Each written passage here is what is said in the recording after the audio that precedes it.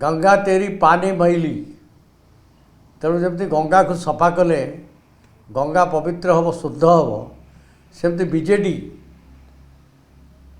ता भितर दुर्गंध एवं आवर्जना भर्ती हो जाए तेणु से शुद्ध हबार आवश्यकता अच्छी बोली मु विश्वास करे व्यक्तिगत भाव में। तेणु मोर कौन नुआ दल गठनर अभिलाष नहीं। जो दलटी अच्छी ताकू केमती शुद्धता करी तार राजनीतिक दृष्टिकोण एवं प्रतिवेदन बा प्रतिबद्धता ये दल गठन रे एवं दलर आदर्श नीति रे जहाँ थिला ताकू सही धारा रे चलवा गुंडुची मूषा भली आम कि प्रयास कर पॉलिटिकल क्राइसिस तो सब मीडिया रे आम समस्ते देखुचे आम मान ना को लेकिन किसी लोकंर दल तैयारी हम नुआ दल हम बोली चर्चा आलोचना ये सब संबादपत्र मानक आपण मानकर टीवी चैनल मानक सबू आम देखुचे दल भिन्न भिन्न समय भिन्न भिन्न परिस्थिति को आधार कर दल सृष्टि हुए गोटे राजनीतिक विचारधारा एवं जो जो घटनाक्रम घटिले गोटे दल सृष्टि हो पारे से भली घटना जदि मीडिया अनुभव करुवे घटी से भली किसी ग्राउंड कंडीशन अच्छी ताले बहुत तो समयानुक्रम केतबेले दल सृष्टि हो पारे किंतु वर्तमान संप्रति से भली दल गोटे हम बोली कहीं मु किछि लक्ष्य करि पारुनी किंतु कांग्रेस सरकार रे थिबा भारतीय जनता पार्टी एवं मुख्य विरोधी दल भाव में विजु जनता दल जहाँ जहाँ घटनाक्रम नीति प्रति घटुची जड़े बहु वर्षर साधारण जीवन में रही जड़े राजनीतिक कर्मी भाव में मु लक्ष्य करुच्ची तीनटा जाक पार्टी भितर टिके विचलन स्थिति गुड़िक अच्छी तीनटा जाक पार्टी तार अधिक अधिक वर्णना करने को मुझे नहीं किंतु से जो विचलन जनक स्थिति तीनोटी मुख्य राजनीतिक दल भितर दृश्यमान होची से अनेक राजनेता अनेक राजनीतिज्ञ से कहते 2026 मसीहा ओडिशा राजनीति पाई गोटे निर्णायक वर्ष हो पारे न हो पारे मध्य तेणु politics always govern on probability राजनैतिक आशा आशंका भितर गोटे घटनाक्रम सब बेले घटे तेणु कौन हेले भी घटी पारे।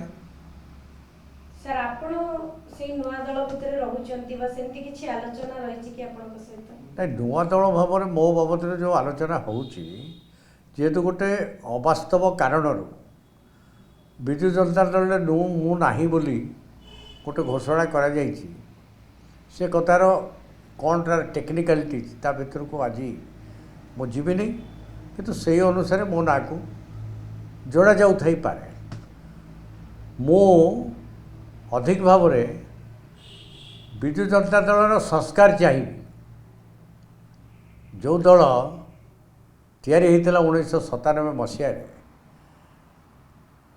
गंगा तेरी पानी मैली तेणु जमी गंगा को सफा कले गंगा पवित्र हम शुद्ध हम सेमती बीजेडी ता भितर दुर्गंध एवं आवर्जना भर्ती हो जाए तेणु से शुद्ध हबार आवश्यकता अच्छी बोली मु विश्वास करे व्यक्तिगत भाव में। तेणु मोर कौन नुआ दल गठनर अभिलाष नहीं। जो दलटी अच्छी ताकू केमती शुद्धता करी तार राजनीतिक दृष्टिकोण एवं प्रतिवेदन बा प्रतिबद्धता ये दल गठन रे एवं दलर आदर्श नीति रे जहाँ थिला ताकू सही धारा रे चलवा गुंडुची मूषा भली आम कि प्रयास कर आवर्जना किए कर तो बहु आगुरी मु मीडिया रे कही जो मैंने अणराजनीतिक लोक जो मैंने बीजेडी नाही काटी ना बीजेडी जन्म है बेले भासिकी आसिकी बीजेडी महू खाई से भाई किसी लोक बीजेडी आवर्जना कर नुआ दल ठारू पुराणा दलर शुद्धता तैयारी करवा अधिका उचित हम बोली मु विवेचना करे। ओडिशा आंचलिक दल आवश्यकता अच्छी से आंचलिक दल ବିଜେଡି ପୂରଣ କରୁଥିଲା, ଯେତେବେଳେ ପର୍ଯ୍ୟନ୍ତ ପୂରଣ କରୁଥିଲା ସେତେବେଳେ ପର୍ଯ୍ୟନ୍ତ ଜନମତ ବିଜେଡି ସାଙ୍ଗରେ ଥିଲା। ବିଜେଡ଼ିକୁ ରଙ୍ଗ ଫଙ୍ଗ କରିକିରି ତାର ଯେଉଁ ଅଳିଆ ଆବର୍ଜନାକୁ କାଢ଼ିଦେଲେ ସିଏ ମଧ୍ୟ ଗୋଟେ ଆଞ୍ଚଳିକ ଦଳ ଭାବରେ ଛିଡ଼ା ହେଇ ନପାରିବ ବୋଲି କହିହେବନି। ସାର୍ ଆଉ ଗୋଟେ ଆଞ୍ଚଳିକ ଦଳ ଆସୁଛି ବୋଲି ନାଇଁ, ଆଉ ଗୋଟେ ଆଞ୍ଚଳିକ ଦଳ ବି ହେଇପାରେ, କିନ୍ତୁ ତାର କେଉଁମାନେ ସ୍ରଷ୍ଟା ହେବେ ସେ ସମୟ କହିବ। ମୁଁ ବ୍ୟକ୍ତିଗତ ଭାବରେ ସେ ଧାରା ଭିତରେ ବର୍ତ୍ତମାନ ନିଜକୁ ଯୋଡ଼ିନି। ସାର୍ ଆପଣ କହିବେନି ଯଦି ଆଞ୍ଚଳିକ ଦଳଟି ନ କରି ହେବ? ମୁଁ ତ କହିଲି, ମୋ କଥା ସ୍ପଷ୍ଟ କଲି ଯେ ବିଜେଡ଼ିଟା ଆହୁରି ଆକ୍ଟିଭାଇଜ୍ ହେଇକିରି ଜନସାଧାରଣଙ୍କ ଉଦ୍ଦେଶ୍ୟକୁ ଓଡ଼ିଶାର ଏବଂ ଯେଉଁ ଓଡ଼ିଶାରେ ଯେଉଁ ଶାସନ ଏବଂ ପ୍ରଶାସନିକ ବ୍ୟବସ୍ଥା ତାକୁ ଆହୁରି ଲୋକାଭିମୁଖୀ କରିବା ପାଇଁ କାର୍ଯ୍ୟ କରିବାର ଆବଶ୍ୟକତା ଅଛି। ସେ ବର୍ତ୍ତମାନ ଗତକାଲି ଯେମିତି ବିଜୟ ମହାପାତ୍ରଙ୍କ ପ୍ରତିକ୍ରିୟା ରହିଥିଲା, ମୁକିମଙ୍କର ଆଲୋଚନା ରହିଥିଲା, କେହି ଆପଣଙ୍କ ସହିତ କିଛି କଥା ହେଇନାହାନ୍ତି ବା ଆଲୋଚନା କରିନାହାନ୍ତି କି ଏପର୍ଯ୍ୟନ୍ତ? ନାଇଁ, ବିଜୟ ମହାପାତ୍ର ରାଜନୀତି ଦଳ ତିଆରି କରିବା ନ କରିବା ବିଷୟରେ ମୋ ସାଙ୍ଗେ କିଛି କଥା ହେଇନାହାନ୍ତି। କ'ଣ କଥା ହେଇଛନ୍ତି? କ'ଣ କଥା ହେଇଛନ୍ତି ସେ ନବୀନ ପଟ୍ଟନାୟକ କ'ଣ ମୋ ସାଙ୍ଗେ କଥା ହେଇଛନ୍ତି ପଚାରୁନାହାନ୍ତି। ବିଜୟ ମହାପାତ୍ର କ'ଣ କଥା ହେଇଛନ୍ତି କାହିଁ ପଚାରୁଛନ୍ତି? ନବୀନ ପଟ୍ଟନାୟକ କି ବିଜେଡ଼ି ନେତାମାନେ ମୋ ସାଙ୍ଗେ କ'ଣ କଥା ହେଇଛନ୍ତି ନ ହେଇଛନ୍ତି ପଚାରୁନାହାନ୍ତି। ତେଣୁ ଇଏ ଗୋଟେ ଅବାସ୍ତବ କଥାକୁ ନେଇକରି ଗୋଟେ building castle in the air, ଶୂନ୍ୟରେ ଅଟ୍ଟାଳିକା କେଉଁଦିନ ତିଆରି ହେଇନାହିଁ କି ହେବନି। ଯାଉ ଧନ୍ୟବାଦ। ଇଏ ନୂଆବର୍ଷ ପୂର୍ବରୁ ସାର୍ ମୁକିମ କଥା ମୋର ଦଳ ଗୋଟେ ଛାଡ଼ିବା ପରେ ମୁକିମ କଂଗ୍ରେସ ଦଳର ଜଣେ ନେତା, ଦଳ ତାଙ୍କ ଛାଡ଼ିବା ପରେ କିଛି ତାଙ୍କ ଦଳ ଭିତରେ କ'ଣ ଘଟଣାକ୍ରମ ଘଟିଛି ସିଏ ତାକୁ ଜାଣିଥିବେ। ସିଏ ମଧ୍ୟ କେଉଁଠି ସ୍ପଷ୍ଟ ଭାବରେ ଗୋଟେ ଦଳ ତିଆରି କରିବେ ବୋଲି କହିନାହାନ୍ତି। ଏସବୁ ଓନ୍ଲି ମିଡ଼ିଆ ଇମାଜିନେସନ୍।